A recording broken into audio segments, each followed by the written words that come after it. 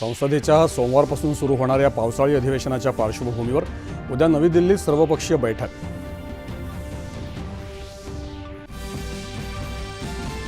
शिवसेना उद्धव बाळासाहेब ठाकरे पक्षाच्या 6 खासदारांच्या शिवसेनेतल्या विलीनीकरणाला लोकसभेच्या अध्यक्षांची मंजुरी।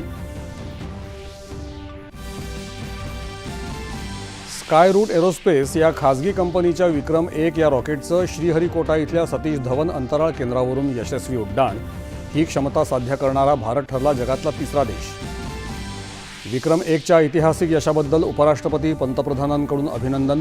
भारताच्या अंतराळ प्रवासातला महत्त्वाचा क्षण असल्याची भावना व्यक्त। ऑपरेशन सिंदूरनं देशाची अद्ययावत आणि उच्च गुणवत्तेची संरक्षण सज्जता सिद्ध केल्याचं संरक्षण मंत्री राजनाथ सिंह यांचं प्रतिपादन। भारत हे दीर्घकालीन गुंतवणुकीसाठी अत्यंत आकर्षक ठिकाण ठरलं असून भारतावर गुंतवणूकदारांचा मोठा विश्वास दिसून येत असल्याचं केंद्रीय वाणिज्य मंत्री पियुष गोयल यांचं प्रतिपादन।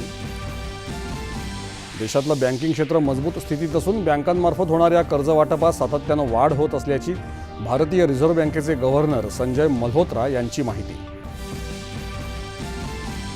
पुणे शहर आणि परिसरात वाहतूक कोंडी दूर करून वाहतूक व्यवस्था अधिक सक्षम करण्यासाठी केंद्र सरकारच्या माध्यमातून 50,000 कोटी रुपयांचे महामार्ग आणि पायाभूत सुविधा प्रकल्प राबवणार नितीन गडकरी।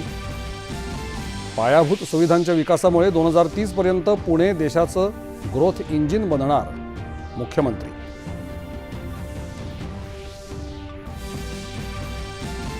बियाणं आणि खतांविषयीच्या तक्रारींचं निराकरण करण्यासाठी तालुकास्तरीय तक्रार निवारण समित्यांची फेररचना कृषी मंत्री दत्तात्रय भरणे।